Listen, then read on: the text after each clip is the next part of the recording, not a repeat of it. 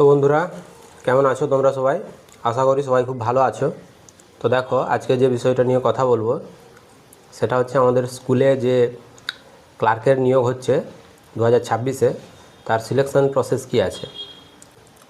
দেখো কি বলছে, school service commission selection procedure to the post of clerk group C.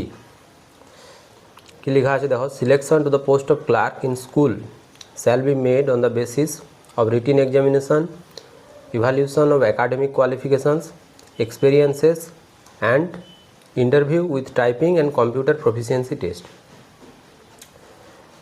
এক নম্বরে বলছে রিটিন এক্সাম ওএমআর বেস, যেটা আমাদের এক্সামটা কিন্তু হয়ে গেছে। 60 নম্বরের যে পরীক্ষাটা হয়েছে তার কথাই এখানে বলা হচ্ছে।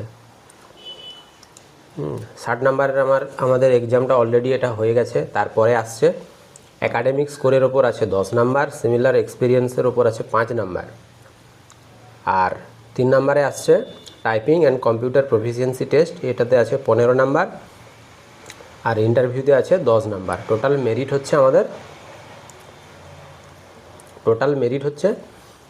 100 নাম্বারের মধ্যে। তাহলে এই যে একাডেমিক স্কোর, এই যে 10 নাম্বার, এর বিভাজনটা কীরকম আছে না, যারা মাধ্যমিকে ফার্স্ট ডিভিশন পেয়েছে তারা পেয়ে যাবে 10 নাম্বার, ফার্স্ট ডিভিশন পাচ্ছে 10 নাম্বার, আর সেকেন্ড ডিভিশন পেয়ে যাচ্ছে, ফার্স্ট ডিভিশন পাচ্ছে 10, সেকেন্ড ডিভিশন যারা তারা পাচ্ছে হচ্ছে 8, আর থার্ড ডিভিশন যারা তারা পাচ্ছে হচ্ছে 6। এইভাবে কিন্তু এর বিভাজন আছে। তারপরে typing and computer proficiency test, এটাতে একটা টাইপিং টেস্ট নেওয়া হবে আর কম্পিউটার ব্যাপারে জিজ্ঞাসা করা হবে, বিভিন্ন কম্পিউটারের, যেমন এক্সেলের কাজ, গ্রুপ সিদের ক্ষেত্রে তো এক্সেলের কাজ এইসব করতে হয়, এক্সেল, ওয়ার্ড, পাওয়ার পয়েন্ট, এইসবের কাজে কে কতটা দক্ষতা এবং কোন কীরকম কী ফাংশান, কম্পিউটারের কিবোর্ডের যে বিভিন্ন রকমের যে কিগুলো আছে তার ফাংশান কী, বিভিন্ন রকমের শর্টকাট কী আছে, সেইগুলো সম্পর্কে জিজ্ঞাসা করা হতে পারে।